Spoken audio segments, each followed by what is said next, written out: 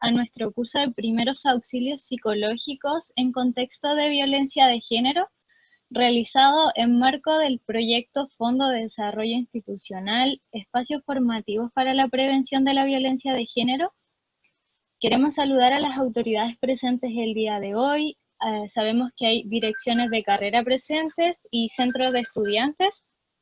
Los temas a tratar serán desarrollados por las expositoras Roxana Ríos, Vivian Palacios y Hilda Hernández.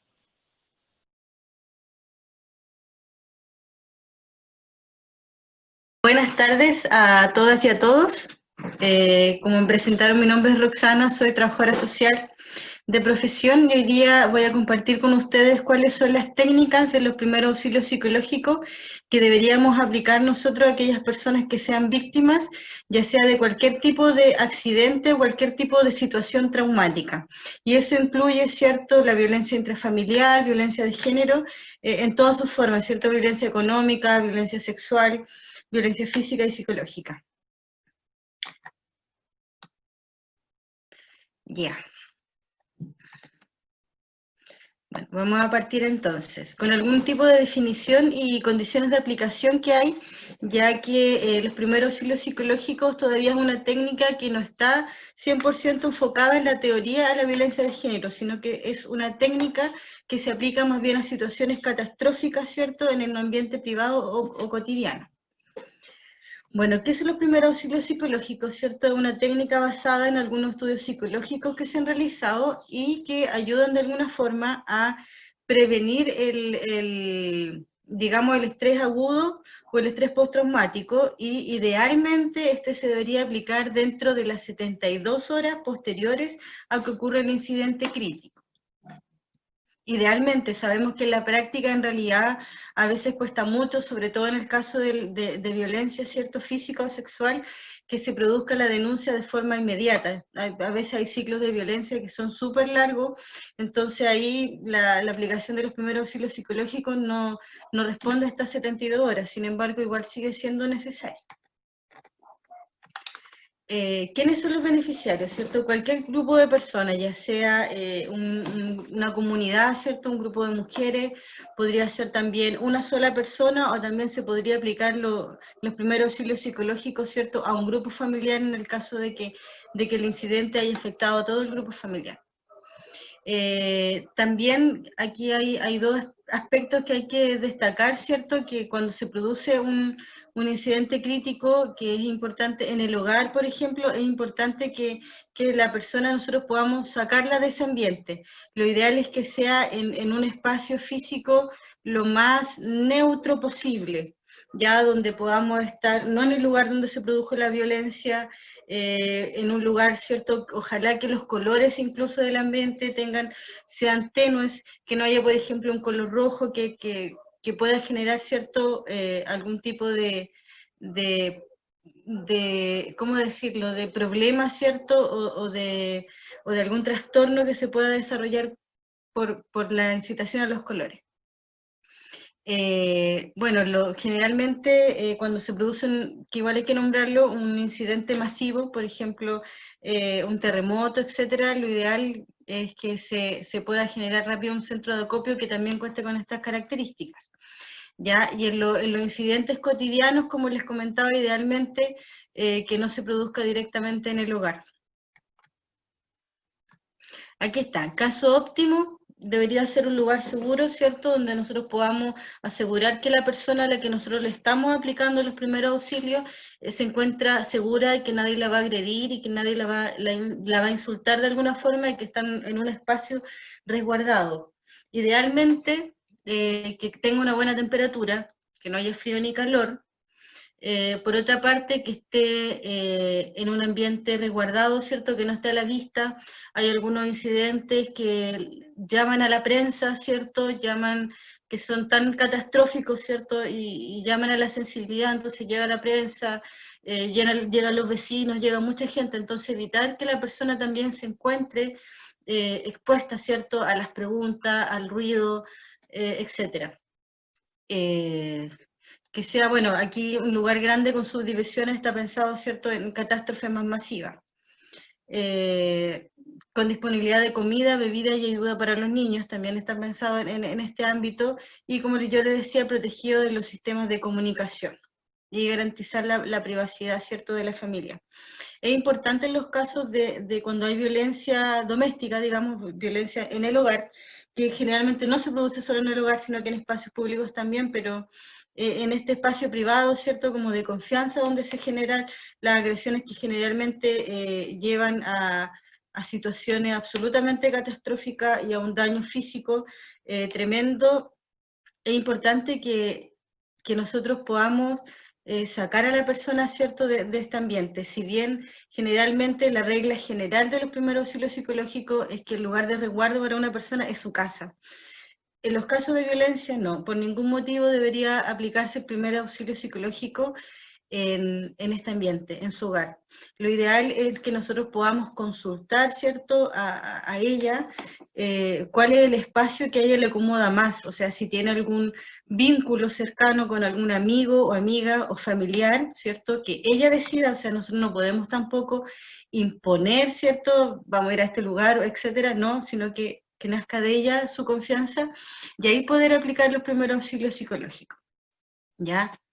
Bueno, las condiciones mínimas, como yo le había dicho anteriormente, un lugar seguro, donde no esté visible, idealmente que impida la entrada también de otras personas y que podamos nosotros estar en un ambiente separado, ambas, ya con esta persona. Bueno, aquí quise agregar algunas características generales que se producen en los casos de violencia, ¿cierto? Como imagino que algunos de ustedes ya manejan, ya que en mujeres de diversas culturas y clases sociales se presenta un vínculo afectivo, ¿cierto?, con la persona que la agrede, ya generalmente si se produce en el ámbito cotidiano y privado es una persona de confianza y es su pareja o es su hijo o es alguna persona del hogar, en el caso de la violencia cotidiana. Y en ese sentido hay un grado de afectividad, ¿cierto? Y de un vínculo. Bueno, no sé si han escuchado o leído por ahí, si no, les recomiendo que lo busquen, el síndrome de Estocolmo, ¿cierto? Que la víctima, hago comillas, termina sintiendo afecto o un grado de mucha dependencia con su agresor, ¿ya? También en este contexto se entiende que las mujeres, ¿cierto?, les cuesta mucho llegar a realizar una denuncia post un acto de violencia hacia ellas, y en este sentido es súper importante también nosotros poder respetar estos momentos, ¿cierto?, y cuando ella se sienta decidida. Hay muchos casos en que se presenta la denuncia y en el periodo, ¿cierto?, que se está, antes del arresto, digamos, de que se procese la persona, se produce un arrepentimiento. Y esto muchas veces también porque no se interioriza, ¿cierto?, la denuncia. Es un proceso que prácticamente se obliga a vivir, por lo tanto, después se arrepienten. No es algo que hagan consciente y una decisión, digamos, pensada. También, bueno, hay que recordar que muchas víctimas, como les decía, interponen la denuncia y muchas de ellas se arrepienten.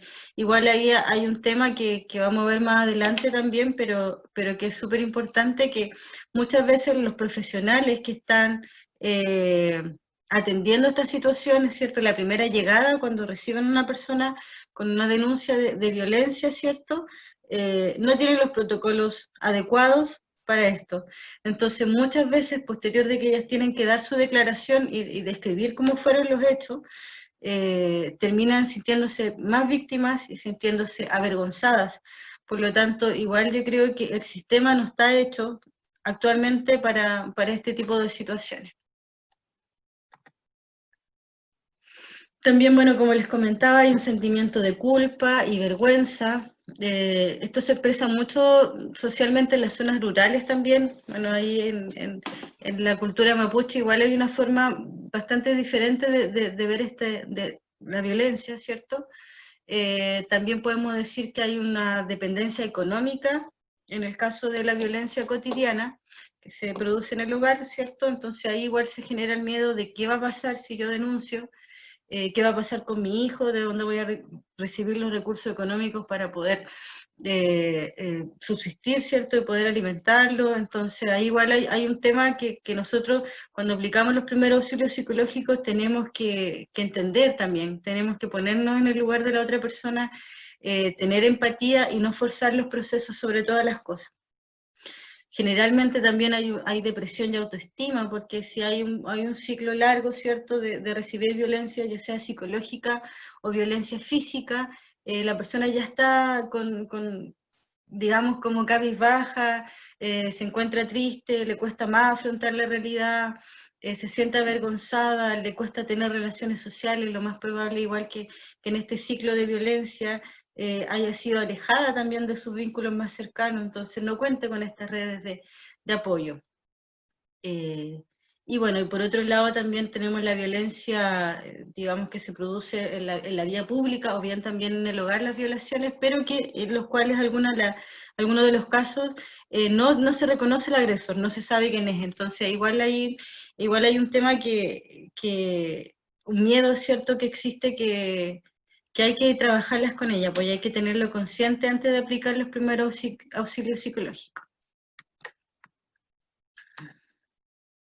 Bueno, ¿cuáles son los objetivos generales? ¿Ya? Reducir el nivel de estrés inicial por el evento traumático, fomentar la adaptación al ambiente a un corto, mediano y largo plazo, en la medida que se pueda, ¿cierto?, y respetando los procesos individuales, potenciar la estrategia de afrontamiento que puede tener esta persona, es decir, conectarla con todos los recursos y las redes que vaya teniendo.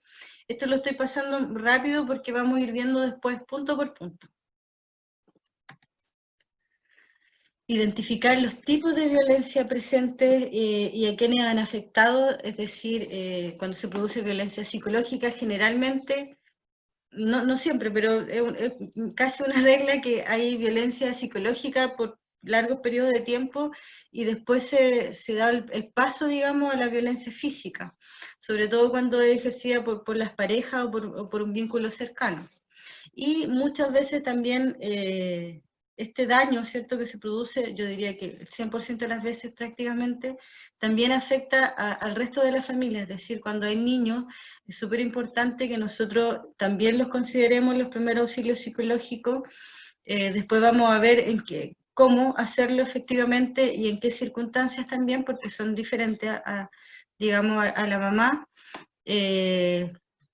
Y por último, identificar y visibilizar las decisiones urgentes, es decir, poder ayudar a reorganizar, ¿cierto?, todo el ambiente cotidiano a esta persona a la cual le estamos aplicando los primeros auxilios psicológicos. Bueno, los objetivos específicos los voy a nombrar, pero los vamos a ver uno por uno, que es seguridad física y emocional, calma, las conexiones con las redes de apoyo, autoeficacia y eficacia del grupo de la comunidad, el afrontamiento y la ayuda. Vamos con la primera, la seguridad. ¿Qué debemos hacer nosotros? Ofrecer dentro de todas las posibilidades que nosotros tenemos, ¿cierto?, un lugar de reunión apartado a donde sucedió el hecho. Esto es lo que habíamos hablado anteriormente, lejos de los ruidos y los olores propios de la emergencia. Segundo, estabilizar a las personas que estén desorientadas o en shock. Es decir, lo primero que nosotros tenemos que hacer es lograr que es cierto que la persona con la que nosotros estamos trabajando se sienta segura, que sepa que nadie le va a pasar, que nadie la va a agredir, que hay un ambiente privado, que ella puede efectivamente desbordar sus emociones si es necesario y que no va a ser juzgada, sino que la seguridad no solo tiene que ser física, sino que una seguridad de, hey, yo te apoyo, yo te contengo, ¿ya? Ofrecer información certera y veraz, ¿cierto? Por nada del mundo hacer falsas promesas, es decir, tampoco minimizar la situación, poder decir, bueno, efectivamente lo que a ti te sucedió es un hecho absolutamente grave, ¿cierto? Pero es necesario que lo veamos de una forma más concreta, ¿ya? O sea, esto es lo que sucedió, estos son los procedimientos que hay que hacer, o sea, es necesario que usted se haga, ¿cierto?, que podamos ir al hospital, que usted se haga una revisión completa, que se constaten las lesiones, porque eso es absolutamente fundamental después para todo el proceso, ¿cierto?, judicial que viene, el proceso de la denuncia. Muchas veces, por razones naturales que entendemos, la persona quiere ducharse, por ejemplo, enseguida, en el caso de violación. Y así, lamentablemente, dentro del primer auxilio psicológico, nosotros tenemos que poder igual decirle, no es recomendable, porque esa evidencia usted la va a necesitar para seguir adelante con todo el proceso que viene. Es decir, tenemos que ser absolutamente honestos, pero empatizar, hacerlo de una forma y en un lenguaje y en un tono de voz que sea lo más adecuado posible. No restar la importancia a lo ocurrido, ¿cierto?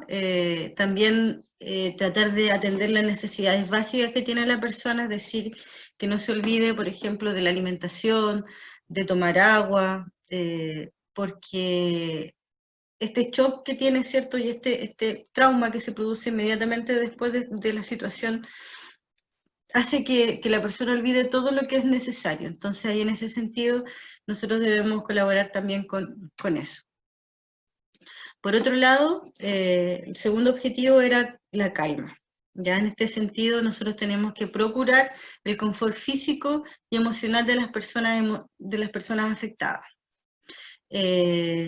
¿Cómo nosotros podemos calmar? Ahí hay como varias alternativas. Como yo le adelanté un poco antes, lo ideal es que el espacio donde nosotros podamos hablar con ella sea retirado del lugar. Idealmente, si es posible, que sea un espacio que a la persona le cause confianza, ¿ya? Muchas veces esto ocurre súper rápido y no es posible, pero no podemos olvidar el preguntarle a la persona y el siempre que la persona tome las decisiones. Nosotros ir orientando, ir guiando, pero que sea la persona quien decida dónde quiere estar, cuál es el lugar de confianza, y así nosotros poder ir entregarle estos primeros auxilios psicológicos y poder calmarla. ¿Ya? Tratar de utilizar palabras adecuadas, no victimizarla, ¿ya? Tampoco como hacer más pequeño su problema, sino que utilizar palabras adecuadas que indiquen la gravedad del asunto, pero que la persona no se sienta más menoscabada, ni que nosotros podamos generarle que le dé, por ejemplo, vergüenza contarnos qué fue lo que sucedió, o en el caso de que ella no quiera contar, tampoco nosotros le podemos obligar. Eso yo creo que es un problema que cometemos muchas veces, que nosotros queremos como indagar mayormente en lo que le sucede, y no es nuestro rol muchas veces, que más bien contener y ocuparnos, digamos, de que tenga un proceso justo y de que sea escuchada por las autoridades, ¿cierto? O por, en este caso, por policía o PDI, etcétera, y que se hagan valer sus derechos y que puedan efectivamente describir los sucesos que ocurrieron sin que se omita nada, porque aquí igual me adelanto un poco, y muchas veces yo he acompañado a personas, ¿cierto?, a hacer su denuncia, a mujeres, y lo que tratan de hacer es hacer el proceso lo más rápido posible, y ojalá abreviar la declaración y hacerlo todo súper rápido. Yo creo que ahí Vivian después va a comentar un poco más cómo es este proceso, pero nosotros poder igual en este periodo de calma lograr que la persona organice su idea, logre entender efectivamente lo que le pasó, y tenga las herramientas para que cuando ella haga su denuncia también pueda hacerlo de una manera clara y de una manera ordenada. Sabemos que es súper complejo porque es un choque que es tremendo, entonces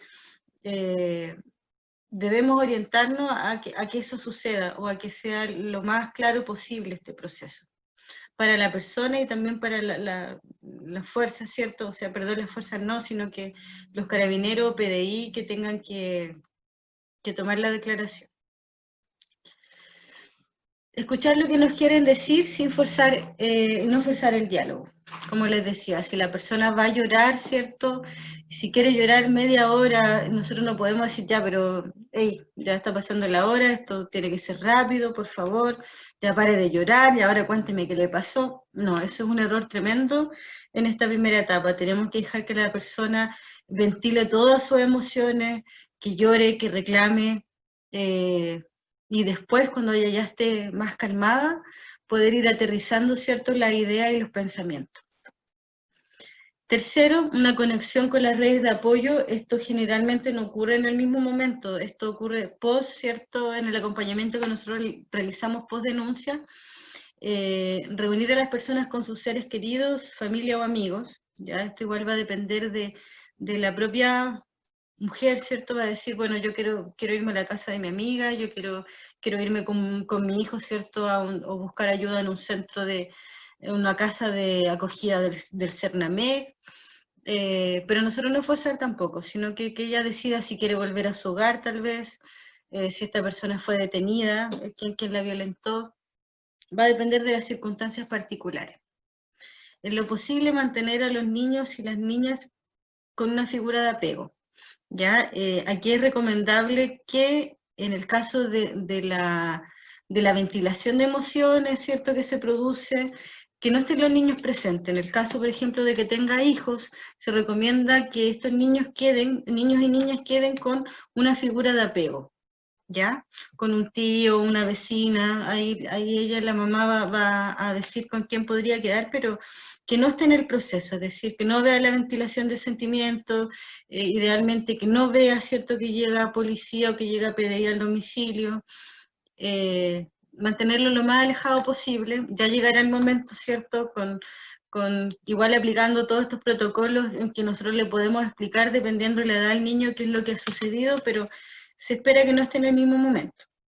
También ayudar a los afectados a establecer un contacto con la fuente de ayuda comunitaria, ¿ya? Con la junta de vecinos, si es necesario, que esto se ve mucho en las situaciones en que ocurre una catástrofe, ¿cierto?, que hay que vincular como a todas las redes asistenciales que existen en la comuna. En el caso de la violencia, principalmente son figuras de apego, de apoyo, pueden haber agrupaciones, ¿cierto?, de mujeres que hayan sido víctimas de violencia, etcétera. La autoeficacia y eficiencia del grupo y la comunidad. Es decir, animar a la persona primero a que ella empiece a formular sus necesidades propias, empiece a ordenar, ¿cierto?, priorizar, porque ¿qué es lo que pasa cuando ocurre este shock primario? Se bloquean todas las ideas, entonces decir, ¿qué hago primero? ¿Dónde llevo a mi hijo? Tengo que hacer la denuncia, ¿qué hago? ¿Me baño? ¿Voy? Entonces es un montón de cosas que no se logran organizar en el mismo momento, entonces ahí lo que tenemos que hacer nosotros es ayudarle a decir, ya, vamos de a poco. Vamos a dejar, ¿cierto?, al niño con alguien con una figura de apego, posteriormente yo la voy a acompañar, vamos a hacer la denuncia, etc. Normalizar las sensaciones y sentimientos y la ventilación emocional. Y para esto, en realidad, los apoyos, ¿cierto?, que existen en la comunidad ayudan mucho a que esta persona pueda ventilar sus sentimientos y sus emociones. Grupos de autoayuda, agrupaciones de mujeres, tal vez conectarlas con otras mujeres que hayan vivido la misma realidad o la misma situación en algún momento y que actualmente se encuentren ya bien, con un vínculo social ya bien establecido y que hayan salido adelante, ¿cierto? Tanto emocionalmente como económicamente, que sea como un caso, entre comillas, vamos a decir, exitoso, que se haya insertado, ¿cierto?, socialmente nuevamente, con fuerzas renovadas y ojalá, idealmente, con una autoestima mucho mejor y que haya podido vivir este proceso y entenderlo como tal. Promover la recuperación del control sobre los aspectos de la vida. Como les mencionaba anteriormente, generalmente cuando existe violencia doméstica, hay una vinculación con el agresor de una forma económica, ¿cierto?, emocional. Entonces, es necesario que la mujer, ¿cierto?, que en quien es agredida se vea sola en la sociedad y que logre hacer este distanciamiento, ¿cierto?, con su agresor y pueda establecerse de tal forma que tenga un recurso económico, que pueda sostener su hogar y que ya no esté esta dependencia, además de emocional, económica. Promover y apoyar las iniciativas grupales, ¿cierto? Que ella comience a reunirse con otros grupos, ofrecer los espacios de diálogo y distensión. El afrontamiento, ¿cierto? Conectar a la persona con sus propios recursos personales. Aquí es súper importante que nosotros vayamos trabajando con ella, el poder visualizar cuáles son los elementos positivos, cuáles son los recursos, ¿cierto?, con los que ella cuenta, ya sean económicos, de redes sociales, para así no se sienta absolutamente sola y logre visualizar que existe un futuro más adelante donde ella puede estar bien posterior a este suceso. Y sobre todo, bueno, evitar lo que yo les comentaba, que es el TEA, el estrés agudo, y también el estrés postraumático, que son elementos que se producen en un 80% posterior a estos eventos, ¿cierto? A estas agresiones físicas o de violencia sexual, sobre todo. Facilitar el inicio de los procesos de duelo. Y aquí en este sentido no hablamos solamente de un duelo, ¿cierto?, cuando nosotros perdimos a un ser querido, sino que aquí hay un duelo emocional súper fuerte de verse vulnerada en sus derechos, incluso a veces de sentirse menoscabada, menos mujer, y de encontrarse sola, ¿cierto?, sin saber qué hacer económicamente, con la vida completamente desestructurada, porque el realizar una denuncia o el efectivamente tener un distanciamiento con el agresor genera un proceso tremendo de generar desapego, de tener que reestructurarse personalmente. Y ahí es súper importante que nosotros vayamos facilitando este proceso, que normalicemos los sentimientos, es decir, que nosotros seamos honestos y le digamos, mira, efectivamente, este es un proceso que va a depender de usted, puede ser largo, puede ser corto, no generar falsas promesas, decirle, efectivamente, usted es posible que esté triste, es posible que le cueste dormir, ¿cierto? Es posible que usted tenga episodios durante el día que solo quiera llorar, es posible que usted quiera distanciarse incluso de su hijo, de sus seres queridos, normalizar lo que la persona va a vivir. No es un proceso fácil, no podemos decirle, no, esto ya pasó, usted ya mañana tiene que estar bien, tiene que salir adelante, vamos con todo el power, ya, súper, pero tenemos que normalizar.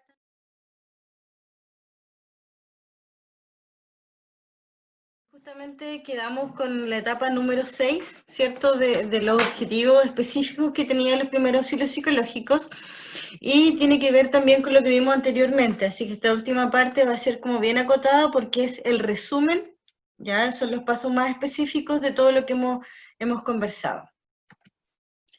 Ya, ¿cuáles son las fases de aplicación? Ya, primero, presentarse de forma no intrusiva.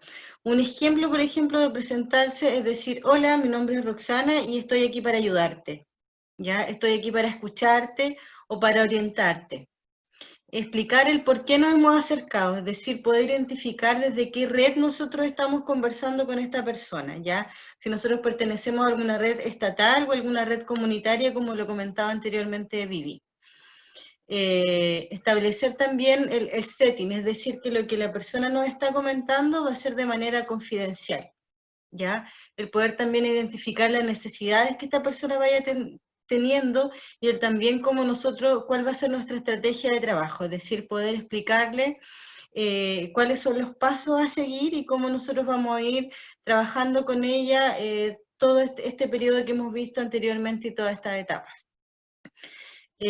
Punto 2, cubrir las necesidades vitales básicas, es decir, por ejemplo, de alimento, de hidratación, de vestimenta, de abrigo, ya en el caso de que la persona tuviese que salir de su hogar, por ejemplo. Ayudar a la reagrupación familiar en el caso de que fuese necesario, especial atención a las personas que tengan igual familiares fallecidos, bueno, esto está más enfocado principalmente a aquellos desastres comunitarios. Fase 3, entregar la contención emocional y que poder orientar también a la persona de una forma temporal y espacial. Muchas veces cuando se produce inmediatamente este acto de violencia, ¿cierto?, la persona entra en un estado de shock en que se disocia de la realidad. tiende a, como lo podríamos decir nosotros, no tiene los pies en la tierra, ¿ya? Tiende a tener emociones muy exacerbadas, por lo tanto, le cuesta identificar o poner, digamos, sus ideas en concreto. Fase 4, identificar las necesidades y las preocupaciones inmediatas. Como comentábamos anteriormente, es decir, dentro de todo este estado de shock, ella se puede desesperar o preocupar, por ejemplo, qué hacer con los niños en el caso de que tenga que salir del hogar. Y ahí nosotros tenemos que poder recabar todas esas necesidades que se vayan produciendo para poder generar la calma, ¿cierto? La contención, la seguridad, lo que hablamos anteriormente, y así la persona pueda sentirse más calmada. Reunir información adicional sobre las personas afectadas. Si nosotros, por ejemplo, trabajamos desde una red, ya sea comunitaria o que sea estatal, poder buscar algunos informes sociales que puedan existir de la persona, comprender también desde cuándo viene esta violencia, si es que existe un ciclo, si es que existen denuncias anteriores, para así de esta forma poder nosotros comprender cuál es la situación real en que se encuentra la víctima. Explorar y analizar las necesidades inmediatas, ¿cierto? Explicitar y reordenar las necesidades que vaya teniendo, planificar las necesidades y acciones a llevar a cabo. Ya el poder, digamos, reorganizar todo este universo, ¿cierto?, de ideas, de necesidades que se generan en una primera instancia y poder irlas aterrizando, decir, ¿qué es lo que nosotros necesitamos hacer primero? ¿Qué es lo que le preocupa ahora? ¿Cómo podemos calmar y hacer esta contención inicial, que la persona llegue a un estado, ¿cierto?, lo más posible calmada, para así poder realizar este relato, como comentaba Vivian igual anteriormente, de poder aterrizar estas ideas y poder realizar una denuncia o un escrito o un relato efectivo y lo más certero de cómo ocurrieron los hechos, porque esto va a ser súper importante, ya sea de forma presencial con Carabineros o ya sea a través de las plataformas virtuales que existen ahora por pandemia, pero el poder llegar a este estado en que idealmente ocupar el lenguaje más adecuado posible para describir la situación ocurrida. Fomentar la contención con sus redes de apoyo, es decir, poder visualizar, ¿cierto?, cuáles son las redes con las que cuenta la persona, ya sean familiares, y así también conectarle con todas estas redes comunitarias y estatales que existen. Estos programas que entregan el acompañamiento, ¿cierto?, pueden acoger a la persona desde cero y llevar el acompañamiento psicológico durante todo el periodo que va a durar, ¿cierto?, la sensación emocional que queda post un evento traumático, y así de alguna forma también evitar el trastorno por estrés agudo y el trastorno por estrés postraumático, que son elementos que son súper comunes que ocurren y que muchas veces se invisibilizan y no se atiende correctamente la salud mental de estas personas. Y ayudar a realizar las acciones de búsquedas necesarias, es decir, que sea la persona quien pueda identificar todas estas redes y que sea ella, ¿cierto?, la protagonista de generar esta vinculación y ella pueda ser partícipe activa de todo este proceso para así poder empoderarla y tiene que ver con lo que hablaba también Vivian, que tiene que ver con el poder, ya que ella se sienta que ella es la que toma las decisiones y ella es quien está tomando las riendas de su vida, porque ese es nuestro objetivo final. Fase 7, informar de las acciones básicas de estrés esperable, como también lo comentamos, decir, usted es probable que se sienta triste, que tenga episodios de angustia, que le cuesta dormir, que se siente estresada, que tiene periodos en que pierde el control de muchas cosas, pero que sepa que es normal y que lo importante es que sea por periodos y que lo va a superar en algún momento, con harto trabajo psicológico y con sus redes de apoyo. Dar las pautas de comunicación de las malas noticias a los niños, en realidad, el cómo nosotros podemos, de acuerdo a su edad, explicarles qué es lo que ha sucedido, que la mamá va a estar un poco diferente, ¿cierto? Enseñar algunas técnicas básicas de cómo poder relajarnos, cómo buscar estos momentos, ¿cierto?, de contención y de distensión emocional de forma individual. Dar pautas de higiene y de sueño, decir que la persona no olvide que debe dormir, que debe alimentarse, que debe tomar agua, porque esto va a ayudar también a que su cuerpo esté bien y que su mente vaya sanando de a poco, Fase 8, también informar de los tiempos aproximados de pedir ayuda, es decir, si una persona no recibe ayuda psicológica y continúa teniendo problemas asociados a lo que yo les decía, que tiene que ver con la falta de sueño, de apetito, de angustia, y son muy reiterados, es necesario sí o sí que busque ayuda psicológica. Dejar, ¿cierto?, la red contactada de salud pública, y también fomentar el contacto, ¿cierto?, con estas redes de apoyo comunitarias que pueden también compartir las mismas situaciones y entre todas, ¿cierto?, pueden de alguna forma empoderarse y sentirse un poco más identificadas como mujer, volver a su estado normal. Eso, muchas gracias. Ese es el resumen de todo.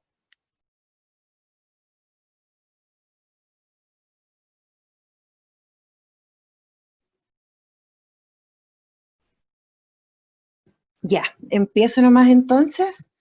Buenas tardes, compañeros y compañeras. Tal como me presentaron, mi nombre es Vivian Palacios, soy abogada.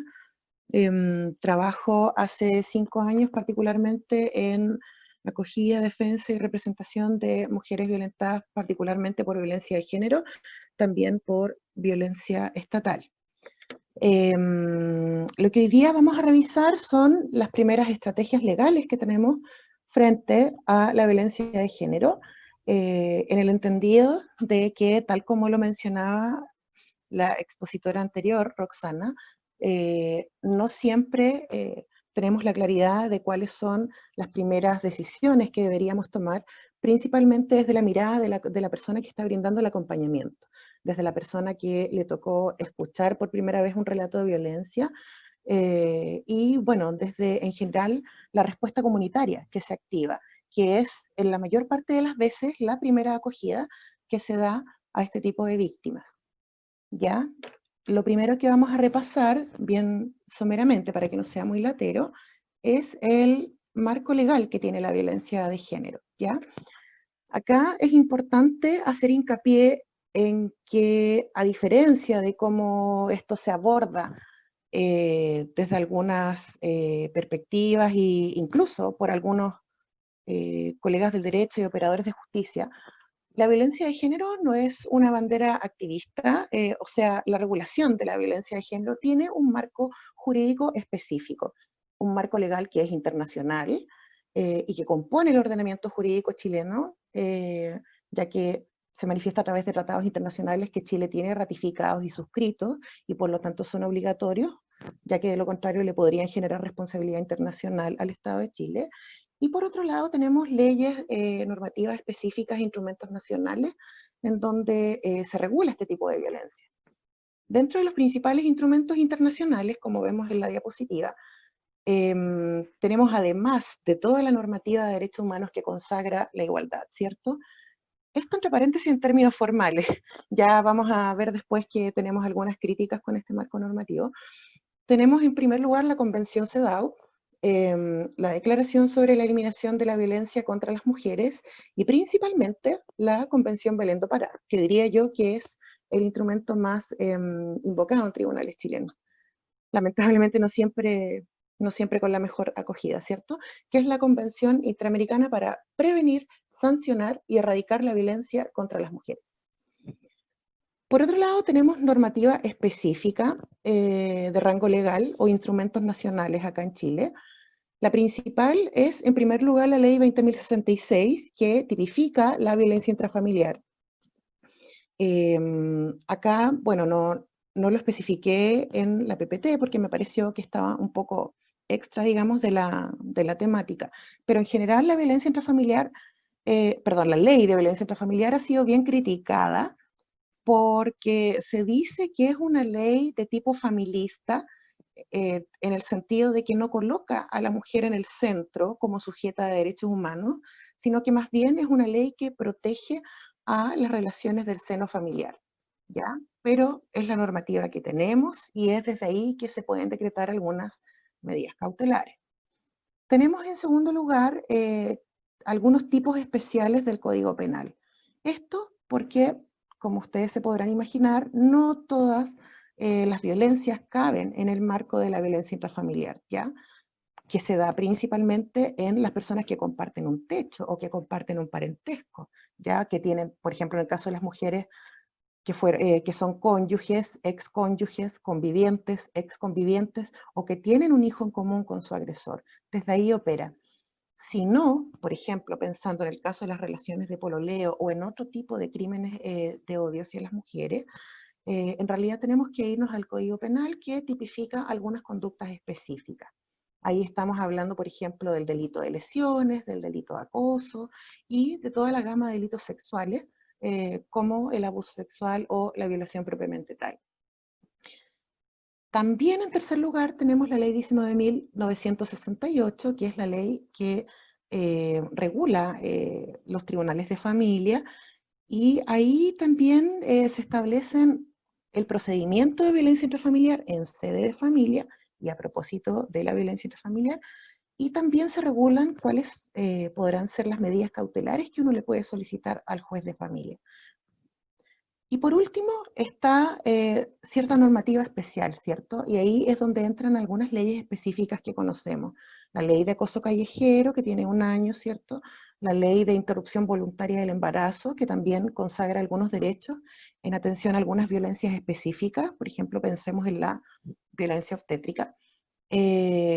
Y también algunas ordenanzas de algunos municipios que dicen relación con el acoso callejero, con el acoso laboral, y también los protocolos que tienen distintas instituciones, que si bien es una normativa que dificultosamente uno podría invocar en tribunales, sí, digamos, regula desde un punto de vista más reglamentario o administrativo, este tipo de asuntos. Y ahí entran, por ejemplo, los protocolos que tienen algunas empresas privadas de denuncia, de partidos políticos, de universidades.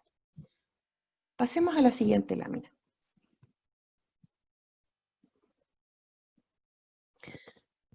Bueno, cuando uno aborda la violencia de género, en general, y esto hablo por la sociedad en su conjunto, uno suele recurrir a los mismos estereotipos de la sociedad que la sociedad tiene sobre las mujeres, ¿ya? Y esta situación, por supuesto, es mucho más grave cuando estos sesgos y estereotipos provienen desde la institucionalidad, ¿ya? Desde tribunales, desde las policías, en el caso de las estudiantes, desde la misma universidad, ¿ya? Esto se explica desde distintas aristas, bueno, las teóricas feministas ahí lo explican muy bien, pero principalmente desde la perspectiva de la víctima, existe un imaginario colectivo que es erróneo, ¿ya? Y que apunta a que la violencia de género está asociada erróneamente a ciertas conductas de riesgo. O dicho de otra forma, es como si la víctima hubiese decidido ponerse en peligro o hubiese cometido alguna conducta que consecuencialmente y desde ahí aparejara la violencia de género. Lo cual es un error porque en realidad eso nos lleva a pensar que existirían una suerte de buenas víctimas y malas víctimas, que es justamente uno de los sesgos que más se ataca en sede judicial. El Estado es uno de los mayores reproductores de violencia patriarcal a través de todas sus instituciones y aparatos. ¿Ya? Esto hay que tenerlo muy en claro, porque si bien nosotras no podemos recomendar a una víctima de violencia la inactividad, el silencio o que no denuncie, tenemos que tener claridad de que aun cuando es positivo que inicie un proceso de denuncia y que se persiga la responsabilidad penal del agresor o del imputado, este camino no va a estar exento de una serie de problemas que en el peor de los casos pueden revictimizar gravemente a una mujer o persona que ha sido víctima de este tipo de violencia. Pasemos a la siguiente lámina. Considerando este tipo de errores que son bien frecuentes, es que resulta crucial que la comunidad se encuentre alerta y bien informada para saber qué hacer frente a un caso de violencia, ¿ya? Porque esto, como bien decíamos, puede hacer grandes cambios en la ruta crítica que tienen que pasar las víctimas de violencia de género.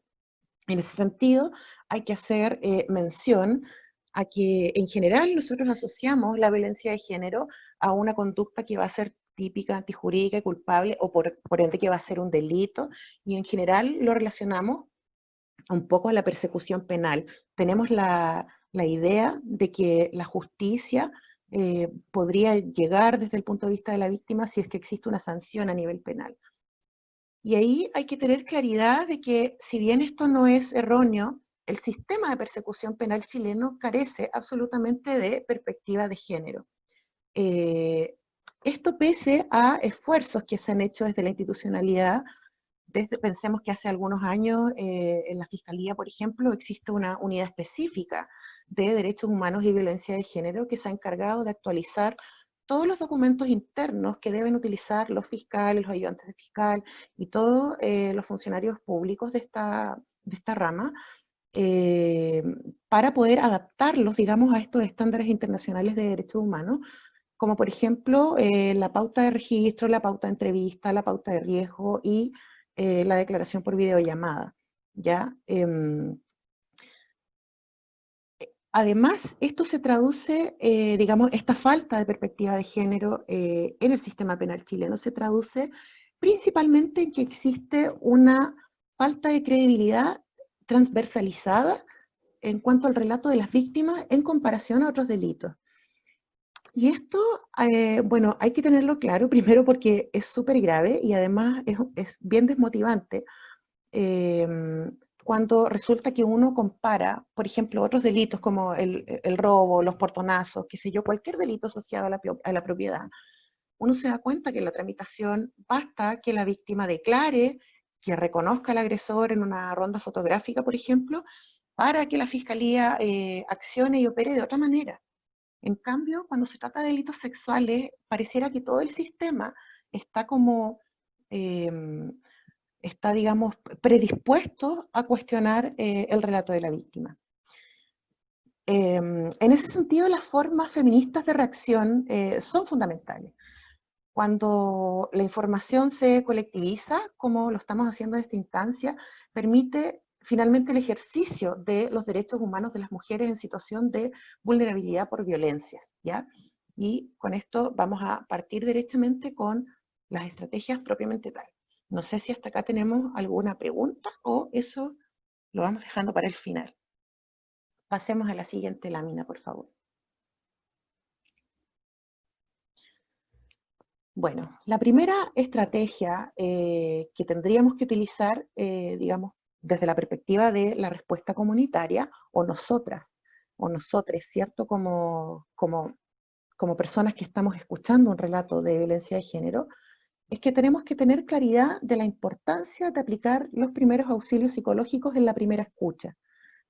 Algo alcanzamos a revisar a propósito de lo que nos contaba Roxana, de que es una metodología específica, que se traduce, digamos, en algunas acciones específicas también, que tiene que ver con escuchar a la persona sin hacerla sentir culpable, tratar de sacarla del lugar físico donde sufrió la agresión, tratar de preocuparnos primeramente de algunas, de suplir sus necesidades básicas.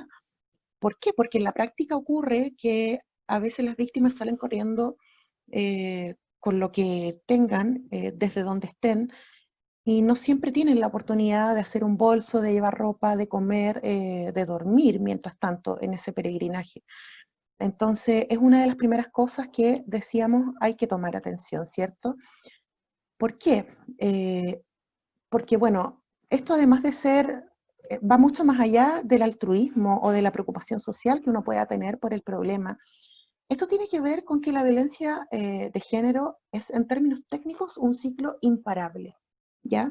Sin una debida intervención, tanto a la víctima como al victimario, no existen estadísticas que prueben que la violencia va a dejar de ser ejercida por arte de magia, ¿ya?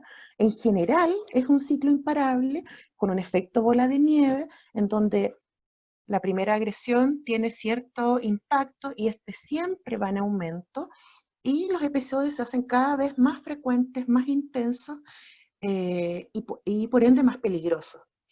¿Esto qué significa? que realmente cuando una persona nos cuenta que está siendo víctima de este tipo de violencias, no sabemos si existirá otra oportunidad para esta persona de poder contarle a alguien este problema.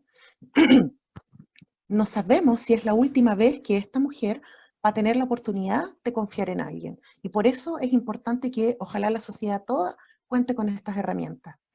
La violencia de género se instaura de a poco, de forma imperceptible, y además, a largo plazo, existen estudios tendientes a confirmar que si no aplicamos primeros auxilios psicológicos a la primera escucha de una víctima de violencia de género, existe una alta posibilidad de desarrollar algún tipo de psicopatología a futuro, ¿ya? Aquí yo no cité el estudio, pero ustedes si ponen PAPS UC Chile, les va a salir, digamos, es un documento de libre descarga que es súper completo. Aquí tenemos también en la diapositiva un diagrama que nos puede ayudar un poco a entender qué deberíamos hacer en estos primeros momentos. Y los principios que deberían regir nuestra primera escucha es la escucha activa, la ventilación emocional, la información, en el sentido de que yo esté bien informada para poder informar y empoderar bien a la víctima, y tratar de actuar bajo el principio general de la empatía, ¿cierto? Pasemos a la siguiente, por favor. Aquí yo, bueno, los abogados y abogadas somos bastante más cuadrados, y más allá de explicar como las metodologías, yo preferí hacer un listado de algunas frases sugeridas y algunas frases prohibidas, ¿ya? Que he ido notando que tienen algún efecto específico cuando uno escucha los primeros relatos. Por ejemplo, es positivo para la víctima escuchar que, independiente de lo que haya ocurrido, porque acá entre paréntesis, pensemos que la víctima va a estar en un estado que puede ir del 1 al 10 desde su estado de agitación, que puede sentirse a lo mejor personalmente muy culpable, muy responsable por lo que acaba de suceder, porque eso es parte del ciclo de la violencia, de la dinámica de la violencia, que ella sienta que lo ocurrido ha sido su responsabilidad. Y en ese sentido es positivo para ellas escuchar, por ejemplo, que nadie tiene derecho a maltratar a nadie, o usted no ha hecho nada malo, es normal que te sientas así, hiciste bien en contarme, hiciste bien en venir acá, y nadie puede justificar la violencia que tú has tenido que pasar. Este tipo de frases desactivan, digamos, la sensación que tiene la víctima, por un lado, de defenderse y por otro lado, de justificar algunas cosas. Entonces, cuando puede lograr cierta calma, a lo mejor tenemos la oportunidad de poder ya después asesorar legalmente con algunos pasos a seguir. Pero lo primero que necesitamos es que la persona confíe en nosotros para que nos pueda contar exactamente qué le ocurrió, si así lo desea, y así poder ofrecerle una ayuda más concreta. Por otro lado, hay algunas frases que yo considero que son prohibidas, ¿ya? Erróneas. Y esto parece súper fácil de cumplir, pero la verdad es que en el momento, si uno no lo tiene internalizado como técnica, si uno no lo ha ensayado, o si uno como profesional a esto no se lo pasaron en la universidad, no se capacitó para esto, la verdad es que existe un alto riesgo de que yo le responda desde mi perspectiva personal, desde lo que a mí me produce el relato de la violencia. Y con eso a veces se cometen algunos errores que pueden ser, además de revictimizantes, es que pueden cambiar para mal, digamos, esta ruta crítica que hacen las víctimas. Por ejemplo, tenemos que evitar no hacerle falsas promesas a la víctima. Decirle, no te preocupes, mañana este tipo va a estar encarcelado con lo que te hizo.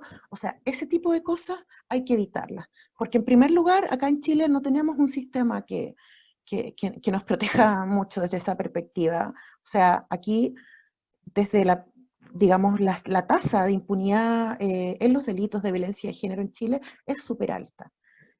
Para que se decrete la medida cautelar de prisión preventiva también tienen que cumplirse una serie de requisitos que son súper específicos y difíciles de cumplir. Entonces, ese tipo de promesas, no, evitarlas. No otorgar información errónea, que se parece a lo anterior, pero que no es lo mismo, en el fondo tiene que ver con tratar de derivarla a instituciones o organizaciones comunitarias que efectivamente le puedan solucionar el problema. O ayudarla, o hacer un acompañamiento que tenga, digamos, que tenga un contenido específico. ¿Por qué? Porque a veces cuando nosotros estamos mal informados o mal informadas, hacemos que la víctima rebote, entre comillas, ¿cierto? Como que le decimos, bueno, tienes que ir para allá, tienes que ir para acá primero, y resulta que en ese viaje, en ese devenir que tienen que recorrer, existen algunos riesgos asociados a la deserción de la denuncia. Además de conductas revictimizantes en donde ella va a tener que relatar una y otra vez lo que le ha ocurrido ante distintas institucionalidades. Pensemos que acá en Chile, por ejemplo, ya existe una pauta de riesgo que aplican las policías, que es básicamente un cuestionario como de 20, 25 preguntas que aplica también la Fiscalía, en el caso que se haga la denuncia ya. Pero es una pauta de riesgo orientada principalmente a detectar si existe riesgo vital y por ende ingreso a una residencia Cernamec. Pero no es una pauta de riesgo que esté como orientada a dar una respuesta integral desde el punto de vista de la protección de la víctima.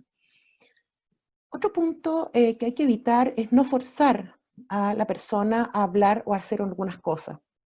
Y eso es otro error bien común que se produce incluso desde aquellos que con sus mejores intenciones están tratando de aconsejar a la persona, pero resulta que la víctima ni siquiera se ha alcanzado a secar las lágrimas cuando hay alguien que está, por ejemplo, ya llamando a carabineros. Ahí hay varios riesgos. Primero, en cuanto a la sensación o a la percepción que vaya a ir teniendo la víctima en ese momento, ¿cierto? Es negativo también desde el punto de vista del poder. ¿Por qué? Porque nosotros tenemos que procurar en darle confort y orientación y herramientas a la víctima para que ella tome una decisión y nosotros estar disponibles para ese acompañamiento. Si nosotros denunciamos, si nosotros hacemos todo por la otra persona, en realidad la estamos desactivando, le estamos quitando el poder. Y esto no es una retórica, sino que a la larga, ¿qué implica? Que esta mujer en el camino puede desistirse de la denuncia o de la querella en su caso. Y como en muchos casos no es un delito de acción pública, bueno, ahí va a depender de los hechos específicos, esa causa se va a cerrar y no se va a seguir investigando y vamos a tener, digamos, por un lado, una persona que no recibió sanción por un hecho que sí cometió, y por otro lado, una víctima que ya percibe en realidad el sistema o la burocracia de la denuncia como algo negativo. Hay que evitar ser intrusiva, ser agresiva, no hay que presionar para que la persona denuncie, no hay que compartir la información que la víctima nos da con nadie. Y esto lo puse en negrita, sobre todo a propósito ahora de las funas, que es algo que me ha tocado ver harto, en donde existen situaciones en donde, por ejemplo, una amiga le cuenta a la otra, una amiga A le cuenta a la amiga B una situación de violencia que ha ocurrido y hace la funa a la amiga B en vez de la víctima directa. Se comparte en redes sociales y lo hace como una forma de apoyo, pero resulta que la persona, la víctima directa, no se siente bien con esta situación, y además de meterla eventualmente en algunos problemas legales, estoy desapegándola, desadheriéndola del proceso de denuncia. No hay que juzgar tampoco a las personas por sus acciones y sentimientos que tengan en ese momento. No hay que empezar a contar la propia historia, eso también es un error bien común. Cuando yo estoy contando, oye, ¿sabes que me pasó esto? Y la persona que te escucha te dice, sí, a mí también me pasó hace 2 años y me pasó más grave todavía. O sea, eso evitar. Y por último, nunca asumir o interpretar cuáles son los deseos de la víctima en relación a todo lo anterior. Porque a veces a uno le parece que lo mejor es que la persona salga del hogar, es que la persona se vaya de la ciudad, es que la persona denuncie.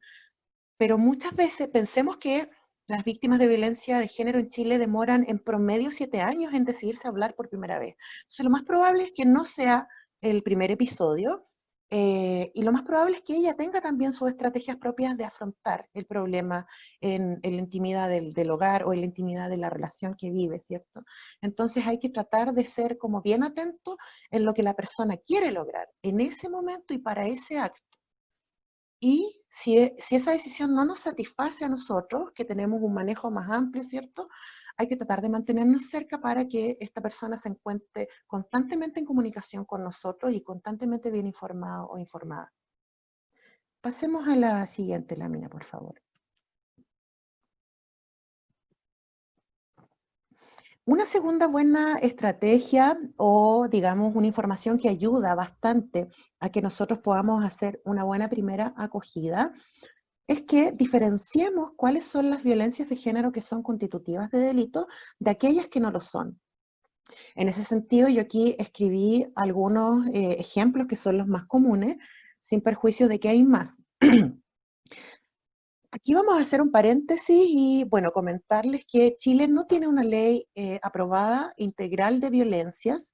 Eso significa que nosotras estamos muy desprotegidas en muchas áreas, ¿ya? Y por lo tanto, van a haber muchas cosas que a uno le suena que por supuesto son violencia, que por supuesto son ilegales, que son contrarias al ordenamiento jurídico internacional desde la perspectiva de la violencia de género, pero que cuando uno intenta tomar alguna decisión en el derecho interno, en realidad no existe una herramienta que le dé solución a ese problema específico. Y bueno, eso es un problema, por supuesto, que espero que se aborde si es que tenemos, por ejemplo, una nueva constitución en donde sí se consagre este derecho que tenemos las mujeres y todas las personas.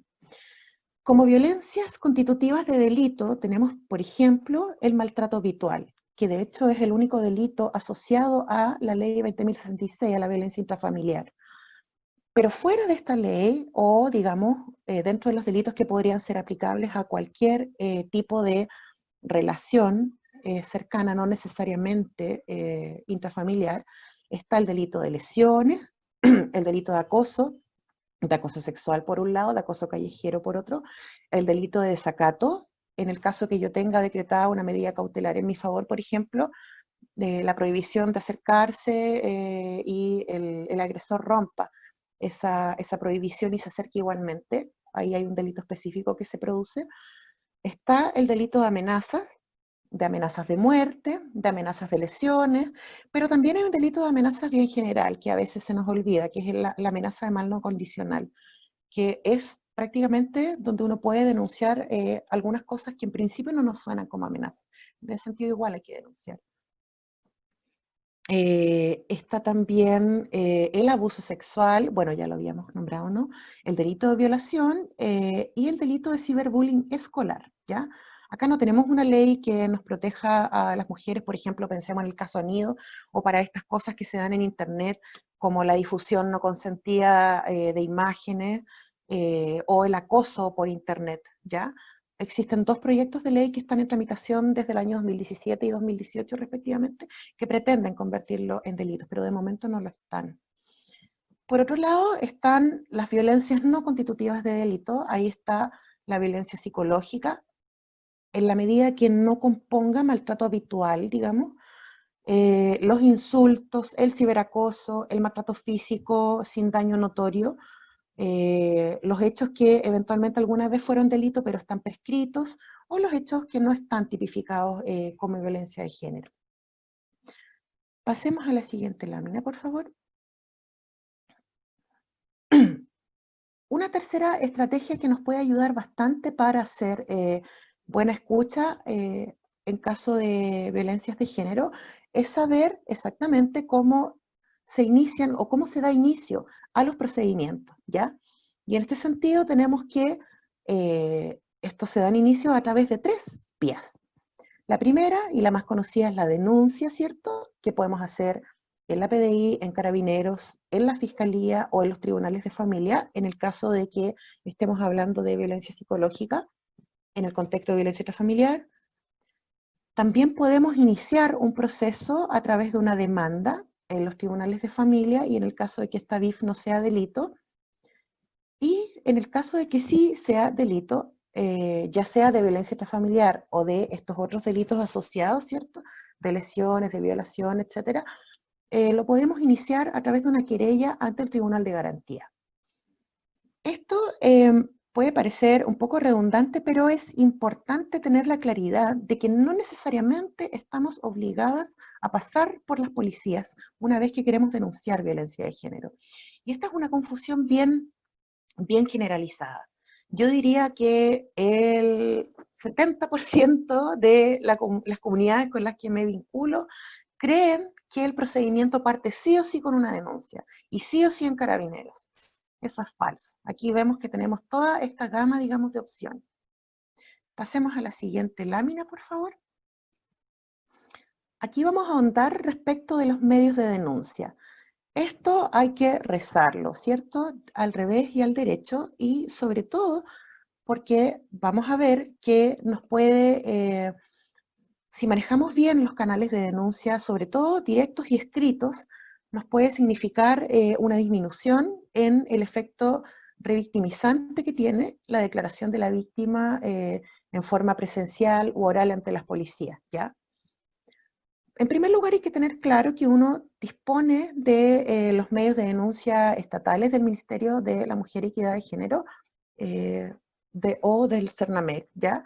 En este caso está el Fono 1455, que es un fono principalmente de orientación, en donde yo puedo consultar y salir de dudas respecto de todo esto que hemos conversado hoy día, pero también es un teléfono en donde si yo no conozco otro, puedo pedir desde ahí que se interconecten a través de CENCO, que es la Central de Comunicaciones de Carabineros, con el cuadrante que esté más cercano al lugar físico de donde yo esté. Para eso voy a tener que dar la dirección y desde este fono tendría que activarse este protocolo. En segundo lugar tenemos el WhatsApp de denuncia silenciosa, que es el 707.000.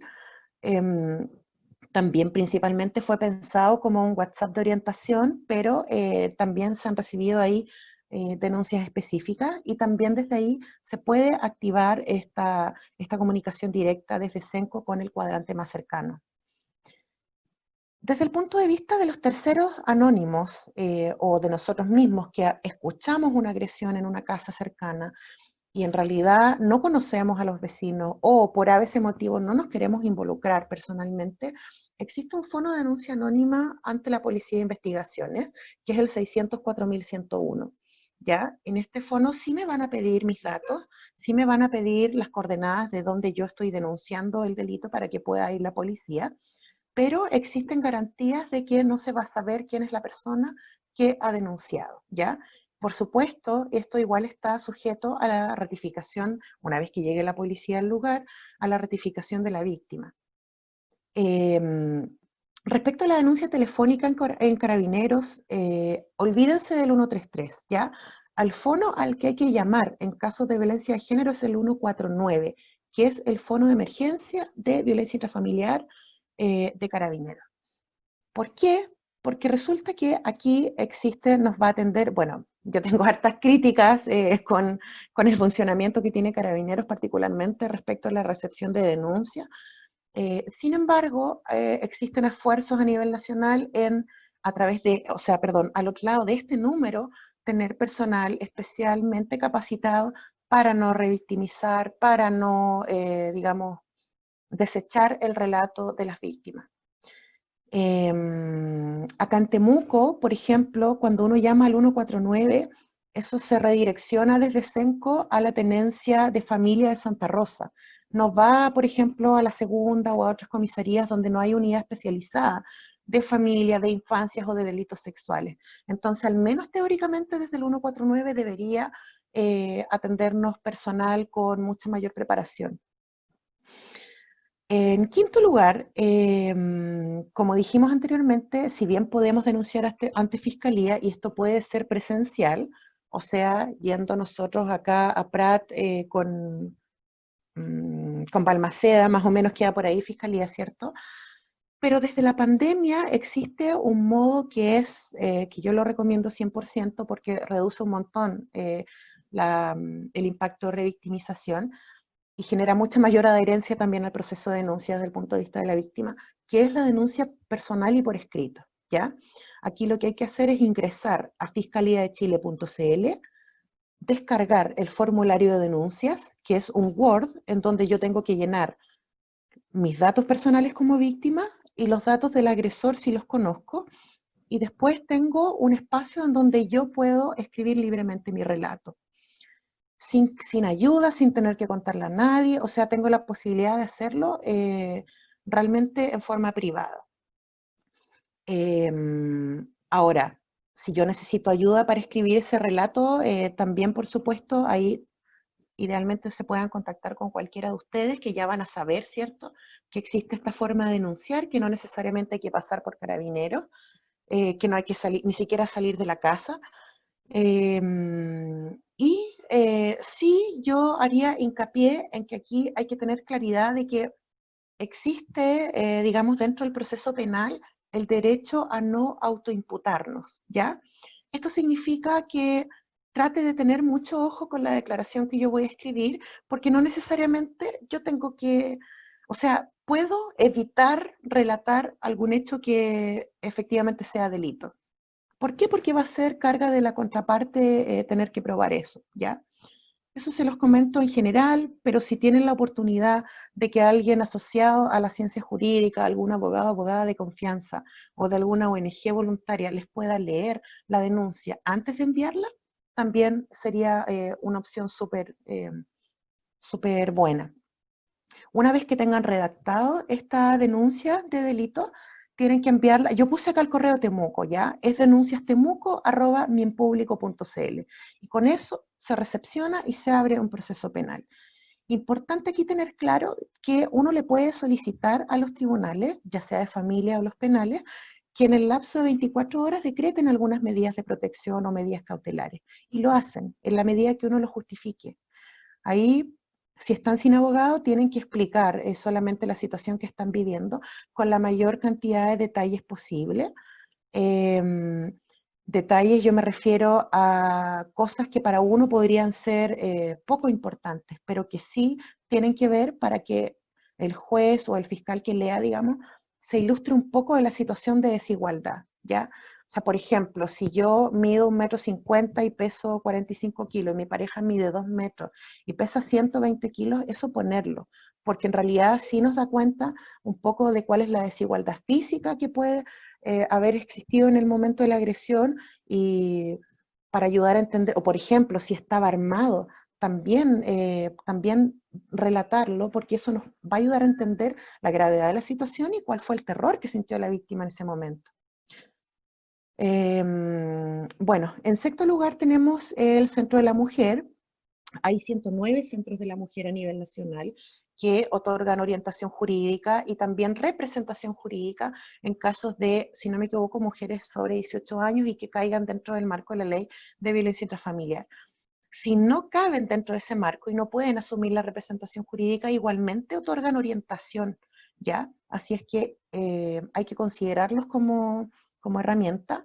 En el caso de Temuco, el correo es centrodelamujer@temuco.cl, y están todos estos meses ellas con teletrabajo. Tienen abogadas, trabajadoras sociales y psicólogas. En séptimo lugar está, en caso de que, digamos, el tipo de violencia de género revista los caracteres de violación a derechos humanos. Pensemos, por ejemplo, en casos de violencia estatal, en casos de desnudamiento y sentadillas de mujeres manifestantes que han sido detenidas, en casos de racismo institucional, o sea, en otros tipos de violencias de género que se producen frecuentemente en esta región, por cierto. Yo puedo ingresar a la página web del INDH y ahí va a haber un correo electrónico en donde yo los puedo contactar a ellos como institución para que puedan tomar la denuncia, y ellos se hacen cargo de la representación jurídica y de todo el acompañamiento posterior. Bueno, y por último, ya si no nos convencieron ninguno de estos medios a distancia de denuncia, siempre pueden ir a cualquier retén, comisaría, cualquier PDI o cualquier fiscalía a lo largo de todo Chile. No necesariamente tiene que ser de la comuna o región donde se cometió la agresión. Ahora, en los casos que estemos hablando de violencia psicológica en el ámbito de la violencia intrafamiliar, lo que decíamos delante, cónyuges, excónyuges, convivientes, exconvivientes, aquellas parejas que tengan hijos comunes o quienes tengan relaciones de parentesco hasta tercer grado, tíos, primos, sobrinos, abuelos, etcétera, pueden iniciar también directamente una denuncia de violencia intrafamiliar directamente en la oficina judicial virtual, ¿ya? Ahí, con su clave única, con su RUT y su clave única, ¿cierto?, que les da el registro civil, ustedes pueden ingresar a ojb.pjud.ojb.cl, pinchan trámite fácil y ahí les va a dar la opción de ingresar ingresar una denuncia por violencia. Y ahí hacemos lo mismo que en el punto 5, relatamos detalladamente cuáles son los hechos y pedimos en algún apartado, no es necesario que se sepa ninguna ley, pero ustedes piden que ante la situación de peligro que están viviendo, requieren del tribunal que les decrete alguna medida especial de protección en el lapso de 24 horas. Pasemos por favor a la siguiente lámina.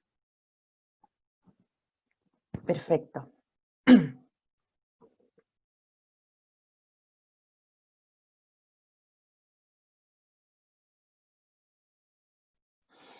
Bueno, esto lo vamos a ver someramente entonces, que me dicen que tengo que apurarme. Aquí quería hacer un hincapié respecto al derecho a la denuncia, ¿ya? Existe una obligación por parte de los agentes estatales, policiales, carabineros y PDI de recibir las denuncias. Acá está el artículo en donde se encuentra contenido, acá están los detalles, y es importante que todos manejemos que las policías tienen que responder ante cualquier denuncia que se haga, ¿ya? Es posteriormente el Ministerio Público el que va a revisar si esto es o no delito, pero ellos tienen que recepcionar igualmente el caso, ¿ya? Y por supuesto que mientras estén recibiendo la denuncia, ellos van a tener que abstenerse de cualquier observación o comentario de carácter sexista y evitar corresponsabilizar a las víctimas. Pasemos a la siguiente lámina. ¿Qué hago si no me quieren tomar la denuncia? Esto es algo que ojalá no ocurriera, pero año 2020 y sigue ocurriendo.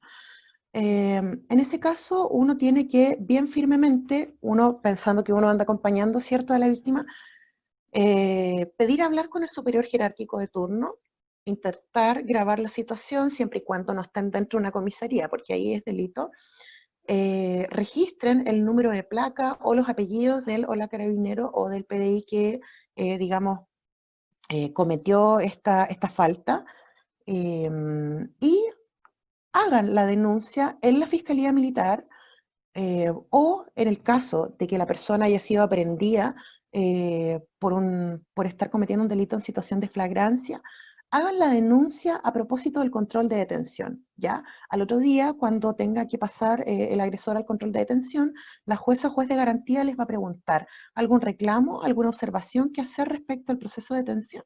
Y ahí ustedes digan, yo cuando traté de denunciar no me quisieron tomar la denuncia, o mi relato era este, y en el parte se consagró solamente esto.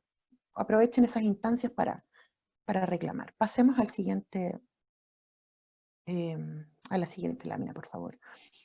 En los casos de delitos sexuales, bueno, otra estrategia es saber bien más o menos cuál es el itinerario que van a tener que recorrer las víctimas en los casos de delitos sexuales, que lo decidimos tratar acá en específico. ¿Por qué? Porque si bien esto está súper regulado por normas técnicas de policías, del Ministerio de Salud, de los servicios de urgencia, la verdad es que en la práctica uno se encuentra con los desafíos del cambio de turno, por ejemplo, de que el funcionario de salud ignora completamente cuál es el protocolo o la obligación que tienen respecto a denunciar. Pasa a veces que la víctima llega al servicio de urgencia pero no quiere denunciar, solamente quiere ser atendida, o porque hay demoras considerables en la atención de urgencia y que tiene también un impacto en la deserción, ¿ya?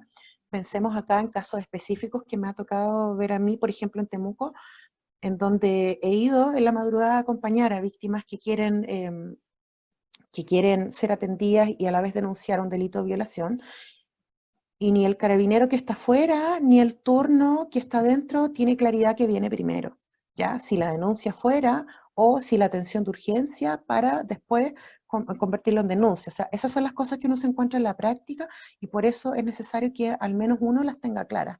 ¿Para qué? Para amenazar en ese momento, amenazar con denuncia, amenazar al turno, amenazar con estampar un reclamo en la OIRS, amenazar con pedir investigación sumaria. Pasemos a la siguiente lámina.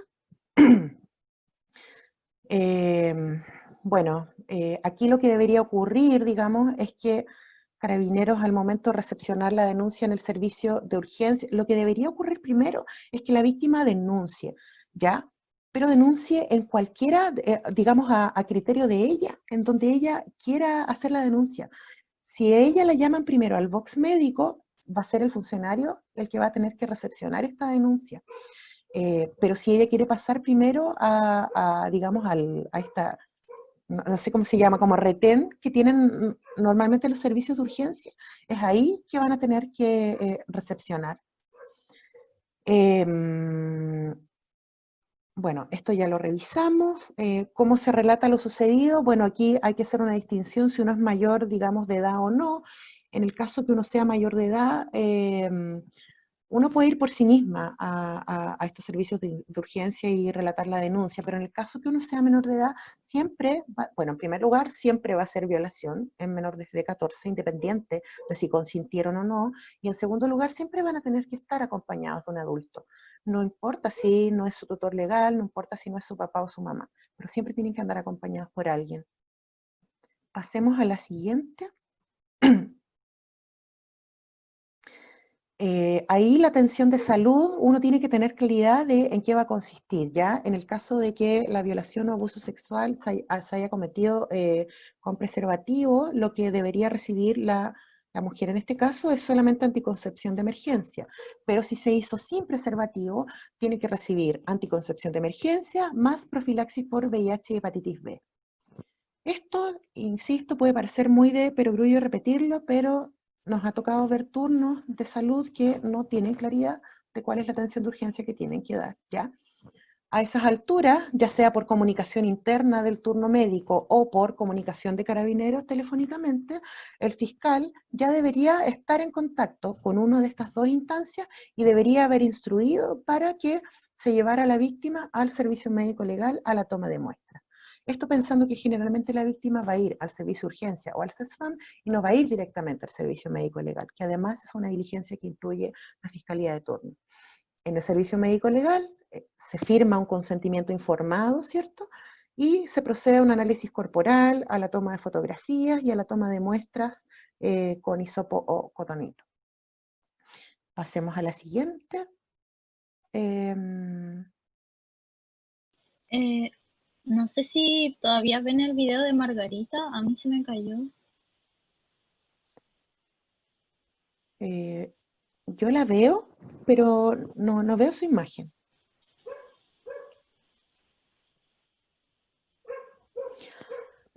Bueno, esto como último dato, va a ocurrir muchas veces que la víctima no va a querer denunciar el mismo día, como decía Roxana, va a ir directamente a bañarse, qué sé yo. En ese caso, tratemos de guardar las prendas, digamos, que estaba usando, la ropa interior, tratemos de guardar las toallas higiénicas, el protector diario, en su caso, en una bolsita Ziploc, idealmente o lo que tengamos a mano, para que posteriormente esta pueda ser periciada. ¿Ya? Eso en general con los delitos sexuales, bueno, reiterando que idealmente estas denuncias se hagan las primeras 48 horas. Yo sé que es súper difícil, pero si existe la posibilidad de que podamos persuadir a una persona de que lo haga, hay que hacerlo. Por último, bueno, aquí nos vamos a pasar directamente a la última lámina, por favor. Bueno, esto ya lo vimos, tenía que ver con las denuncias de delitos sexuales. Yo le voy a hacer llegar esta presentación a las compañeras de Proyecto Género, por si alguien, digamos, la quiere, ningún problema. Pasemos a la siguiente, por favor. Por último, siempre se hace necesario conocer cuáles son las redes de apoyo, ¿ya? Y aquí, bueno, por un tema de tiempo no vamos a poder ahondar en cuáles son con mucho detalle, pero siempre hay que tener conciencia de que existen redes estatales y redes comunitarias. Las redes estatales, están los canales de denuncia, ¿cierto? Que ya revisamos, están los programas específicos de apoyo. Esto es bueno saberlo porque uno a veces cree que como uno en el momento se siente como muy confundida, la víctima se siente muy desvalida, pero existen programas específicos que abordan desde la primera acogida, la terapia psicológica, la terapia sistémica familiar, te otorgan el patrocinio, te acompañan, o sea, hacen seguimiento por un año después. Son maravillosos. Principalmente está el CAVI, que es el Centro de Atención a Víctimas de Delitos Violentos, dependiente de la Corporación de Asistencia Judicial. Está el CAVAS, que es el Centro de Atención a Víctimas de Atentados Sexuales de la PDI. Está el PAP del SPD, que en el fondo es el programa que tiene, ay, se me olvidó, la Subsecretaría de Prevención del Delito, ¿ya? Y los centros de la mujer, que son programas generalmente del ministerio, pero ejecutados por los municipios. También existe una red intersectorial de femicidios que se activa no solamente en casos de femicidio, sino también en casos de femicidio frustrado, que tiene que ver con también todas estas cosas que hemos dicho, pero también está conectada con otra oferta institucional, por ejemplo, con subsidios de vivienda específicos para mujeres víctimas y para familiares víctimas de este tipo de violencia. Entonces hay que tener esa claridad cuando uno orienta a las compañeras. Por último están las redes comunitarias también, en donde hay una infinidad, una oferta que maravillosamente ha ido proliferando en los últimos años. Existen psicólogas, trabajadoras sociales, abogadas, feministas que otorgan todo este tipo de orientación condensada, que hacen talleres. Existen juntas de vecinos con agentes comunitarios de prevención de violencia de género hace 2 años, clínicas psicológicas y jurídicas de universidades y fundaciones específicas que trabajan la temática, como la Fundación para la Confianza, la Fundación Iguales, la Fundación Antonia, Maranta ONG, etc. Así que ahí instarles a todos y todas a que puedan buscar información de estas redes y otras. Muchas gracias. No sé si voy a alcanzar a responder algunas cosas o no.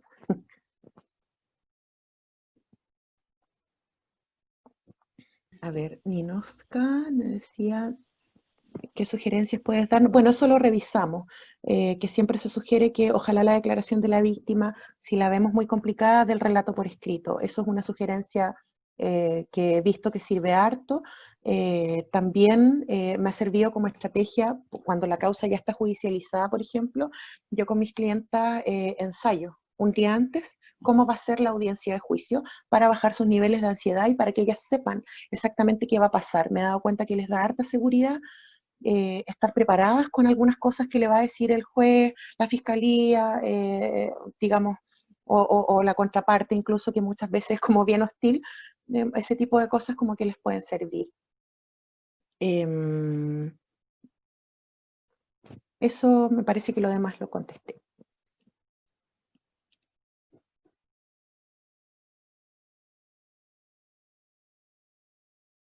Yo voy tres. Tenemos que las reducciones de género en las universidades y en general, que reglamentación sobre violencia en general, allá, reglamentos que rigen a funcionarios y estudiantes, reglamentos que establecieran definiciones, establecieran procedimientos y establecieran sanciones, casos en particular de violencia de género, son de corta data. Diría yo que solo la Universidad de Chile y alguna otra tenían algún tipo de reglamentación previo a esta gran movilización feminista del 2018, que empujó entonces que se empezaran a revisar los reglamentos, que se crearan protocolos de actuación en casos de denuncias de violencia de género, y finalmente que se impulsara la creación de políticas de género o de equidad de género dentro de las universidades. Nosotros tenemos política de género desde el 2019, los reglamentos están en proceso de actualización, y protocolo de actuación en caso de denuncia de violencia de género, estamos trabajando en ello, y voy a hablar un poquito más en particular, en específico sobre eso. El contexto general de la Universidad de Temuco es, efectivamente, como Vivian y Roxana lo habían mencionado antes, ¿no?, los instrumentos centrales que justifican el por qué la Universidad Católica de Temuco, como todas las otras instituciones de educación superior.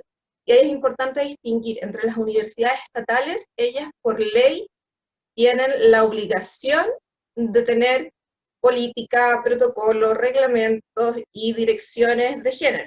nosotros no somos una universidad estatal, pertenecemos al Consejo de Rectores, pero no tenemos la obligación legal. Aun cuando reconocemos, por cierto, que estábamos al debe, y es por eso que estos instrumentos centrales como la CEDAW, la Convención de Belén do Pará, la Declaración Universal de Derechos Humanos, son las que justifican por qué la Universidad Católica tiene que hacerse cargo también de estas materias. El tratamiento de las violencias de género dentro de la Universidad Católica de Temuco partió entonces con la política de género, que fue impulsada a partir de la movilización feminista del 2018, que fue construida con participación de estudiantes, de académicas, y fue socializada a toda la comunidad universitaria antes de promulgarse. Y hemos avanzado en la definición de qué son las violencias de género. Se creó la Dirección de Género, este protocolo de actuación en fase de socialización, y aparejado a la Dirección de Género tenemos una oficina de atención y acompañamiento a personas afectadas por episodios de violencia de género. El contexto institucional, entonces, es que esta política se promulga el 3 de junio del 2019, la Dirección de Género se crea el 30 de diciembre del 2019, y el equipo completo de la dirección asume y comienza a trabajar en julio del 2020. Producto de la pandemia, las contrataciones se demoraron un poco, así que estamos con equipo semicompleto, estamos esperando que llegue nuestra psicóloga, ¿ya? Entonces, dentro de los lineamientos de la política de género de la Universidad Católica de Temuco, el lineamiento número 4 es la prevención y sanción de la violencia de género con tolerancia cero al acoso sexual.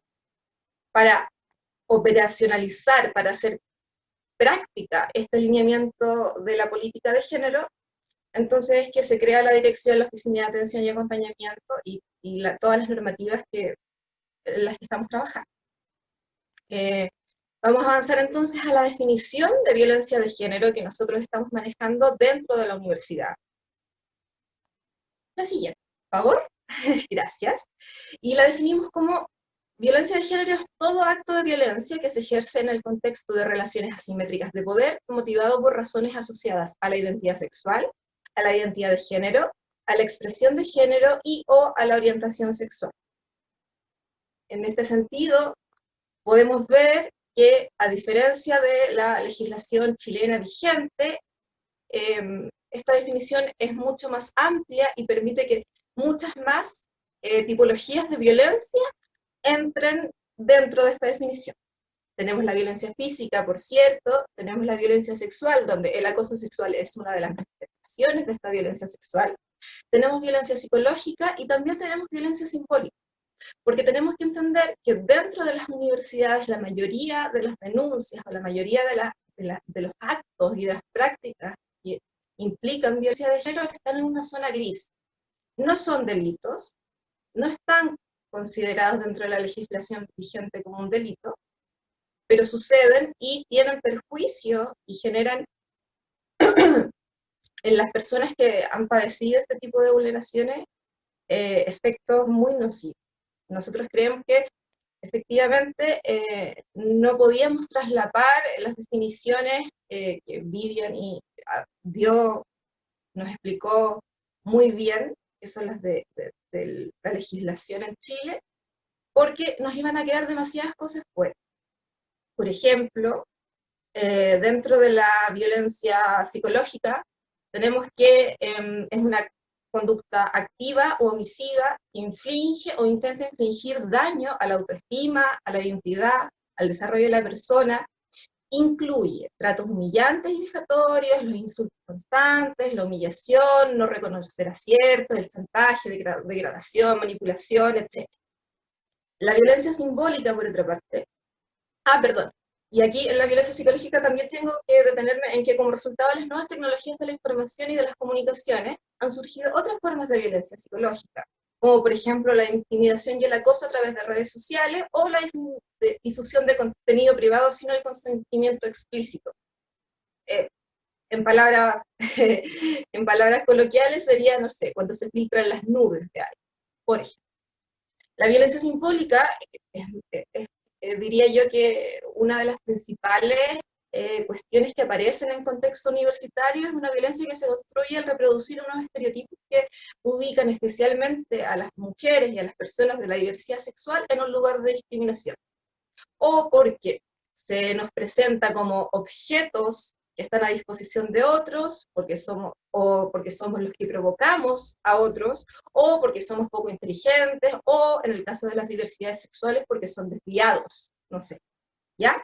Entonces, todo eso tiene que entrar cuando estamos hablando de violencia de género dentro del contexto universitario. A continuación, entonces, tenemos ¿qué hace la Dirección de Género de la Universidad Católica de Temuco para enfrentar estas situaciones que se dan, lamentablemente, en la Universidad Católica y en todas las universidades? No somos las únicas donde estas cosas pasan. Tenemos entonces este protocolo de actuación para denuncias sobre violencia de género que está en proceso de validación a través de, hoy día acaban de salir Camila Saldías, nuestra abogada, y María Cecilia Fernández, nuestra directora de género, de un consejo académico donde se presentó y se validó por los representantes que están ahí. Tenemos reuniones agendadas con los sindicatos, porque también lo tienen que conocer y darnos su opinión, y por supuesto también vendrá el proceso de socialización a través de los estudiantes y las estudiantes, pero en contexto de pandemia no sabemos muy bien cómo se va a hacer. Tenemos una conversación con representantes de estudiantes precisamente esta semana para ver cómo es que lo vamos a socializar. Tenemos entonces ya esta definición de violencia de género y sus manifestaciones. Estamos en proceso también de adecuación del reglamento interno de orden, higiene y seguridad, del reglamento de investigaciones sumarias, y cualquier otra normativa institucional que requiera ser actualizada y de alguna manera que las definiciones se homologuen, va también a pasar por un proceso de adecuación reglamentaria. Y por último, algo en lo que la Dirección de Género quiere hacer mucho hincapié es la importancia de la denuncia. Lo que pasa en las instituciones de educación superior es que tenemos muchos casos de violencia de género, pero que están en negro, que probablemente escuchamos comentarios, es un secreto a voces, muchas veces tenemos funas públicas, pero no han habido denuncias que puedan desembocar en algún tipo de sanción según el ordenamiento interno de la universidad.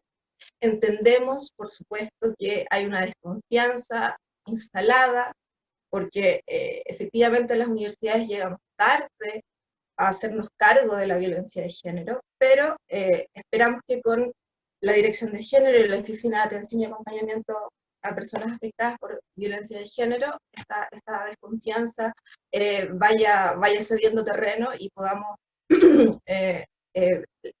las estudiantes, las funcionarios, y las académicas confíen en que sus denuncias van a ser escuchadas, van a ser acogidas, van a ser orientadas y acompañadas en todo momento. ¿En qué estamos en este proceso de construcción del protocolo de actuación para denuncias sobre violencia de género? Bueno, tenemos todos estos antecedentes previos de la Universidad Católica de Temuco, tenemos una revisión bibliográfica, la revisión de la reglamentación de universidades internacionales, protocolos de universidades, la revisión de la reglamentación interna, tuvimos reuniones de trabajo, María Cecilia la estuvo desde todo el primer semestre de este 2020 con Secretaría General, que dentro de la universidad es quien se hace cargo de los procesos de sumario. Revisamos los otros protocolos de universidades chilenas, los protocolos que los revisamos cómo estaban previo a este mayo feminista del 2018 y cómo quedaron después, porque en las universidades donde esos protocolos ya estaban antes del mayo feminista, tuvieron que adaptarse y mejorarse. Entonces nosotros queremos que nuestro protocolo ya tenga todas esas consideraciones. Elaboramos un manuscrito y entonces ahora estamos en este proceso de socialización con los actores importantes. Esperamos que el decreto de rectoría que lo va a hacer oficial esté lo más pronto posible, idealmente las primeras semanas de octubre.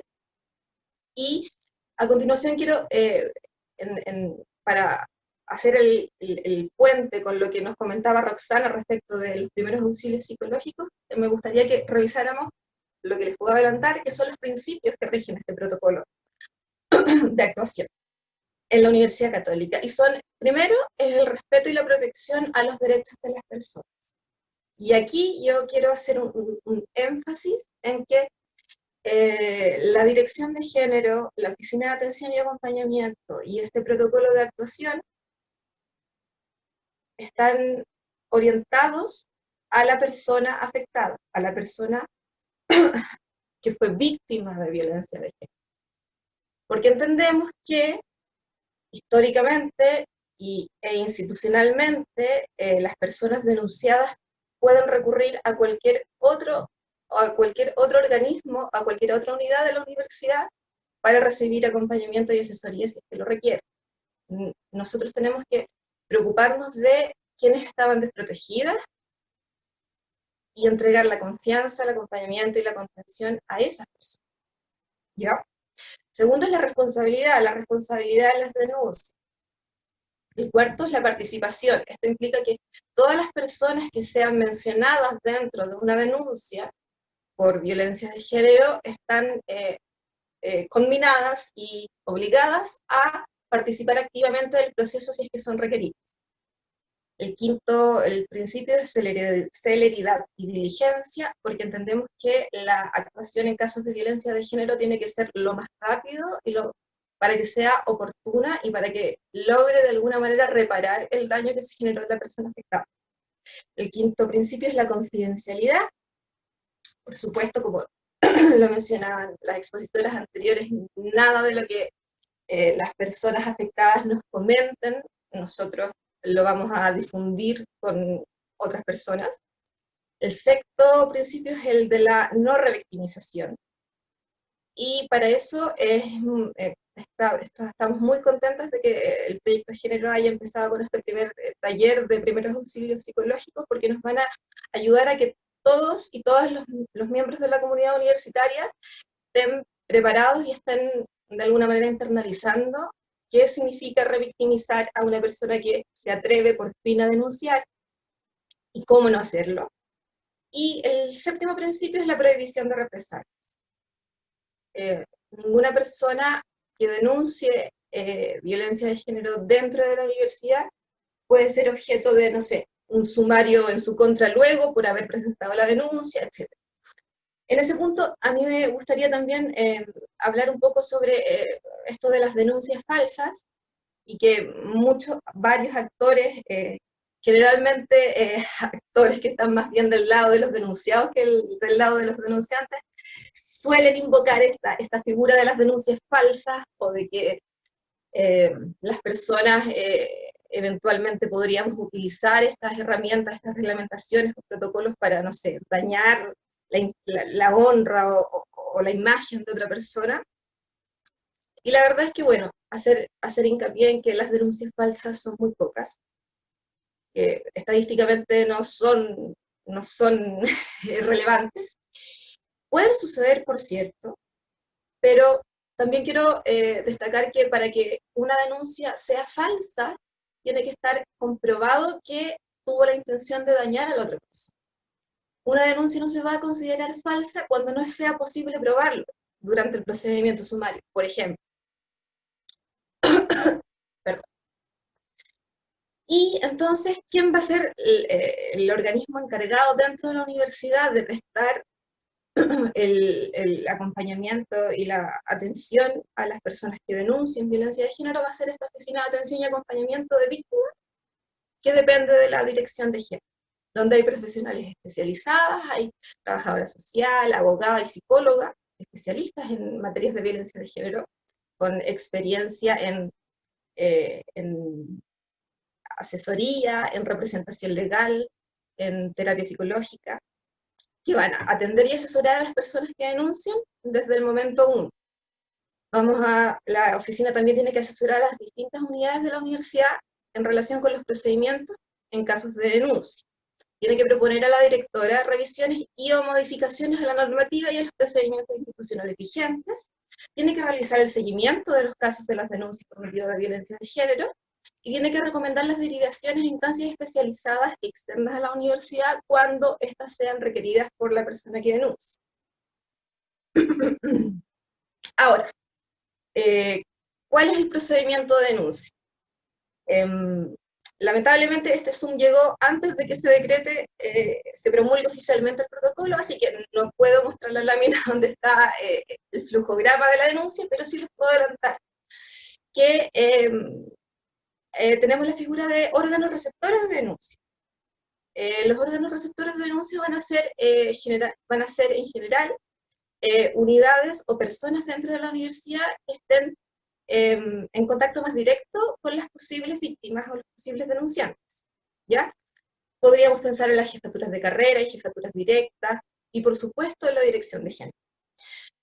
Nosotros vamos a, como lo dice la lámina, vamos a asesorar a las distintas unidades de la universidad para que estén preparados para entregar estos primeros auxilios psicológicos y puedan recibir las denuncias.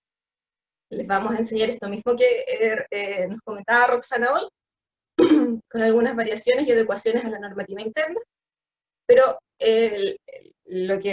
nuestro objetivo como dirección es que cualquier organismo receptor de denuncia, cualquier persona que encarne ese organismo, esté preparada para dar los primeros auxilios. Y tomándome un poco de la presentación de Roxana, diría que esos organismos receptores de denuncia en general van a participar en la fase 1, que es dar seguridad a la persona, entregar información sobre cuáles son los canales y entregar cal. En ese sentido también me sumo a las palabras de Vivian, esas personas van a tener que estar preparadas para evitar corresponsabilizar a la persona que está denunciando de lo que le pasó. Por ejemplo, vamos a poner el caso de que un estudiante denuncia a otro estudiante por violencia en el pololeo. Lo que bajo ningún punto de vista tiene que hacer este organismo de receptor de denuncias es decir, mira, esto en realidad no es violencia de género, esto es una relación tóxica. Pésimo. Porque ¿qué señal le estás dando a la persona que se atrevió por fin a denunciar? Le estás diciendo que ella también tiene responsabilidad en lo que le pasó.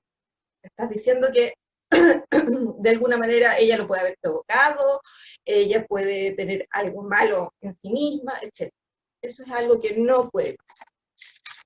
Las siguientes fases, donde por ejemplo se le contacta con redes de apoyo, se le acompaña, se le celebra la autoeficacia y se fortalecen estrategias de afrontamiento, va a ser tarea especializada de la Oficina de Atención y Acompañamiento a Víctimas de Violencia de Género. Quiero decir que independiente también de la etapa en que el proceso de denuncia esté, la atención a la persona afectada va a estar siempre disponible en esta oficina de atención. Esta oficina de atención las puede asesorar legalmente si es que ellas quisieran presentar acciones legales por fuera de la universidad, y psicológicamente las va a acompañar, las va a contener, y si requirieren las personas afectadas algún tipo de terapia más específica, como en el caso de violencia sexual o una violación, vamos a establecer, ya tenemos de hecho establecidos protocolos de derivación con precisamente el CAF, que lo mencionaba Vivian como una de las redes a las que acudir, para que les entreguen atención que es de más larga data, etc. Y finalmente nosotros instamos a que las denuncias, si bien es cierto, una vez que hayamos socializado el protocolo con toda la comunidad universitaria, van a poder identificar ustedes cuáles son los organismos receptores de denuncia, que no son solo la dirección de género. Igual las instamos a que, si es posible, vayan... ¿Por qué? Porque efectivamente nosotros somos, la Oficina de Atención y Acompañamiento, son las profesionales más capacitadas y que conocen todo lo que hay que hacer y todo lo que no hay que hacer.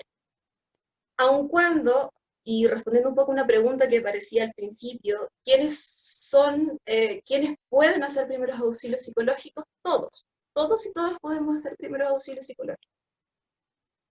Pero va a ser siempre mucho mejor que se dirijan directamente a la dirección de género en esta modalidad de trabajo desde el hogar, la que estamos por la pandemia. Las invitamos a que nos escriban a dirección de género @uct.cl, y si quieren tener información en general de difusión en nuestras redes sociales, que es el Instagram Dirección de Género UCP.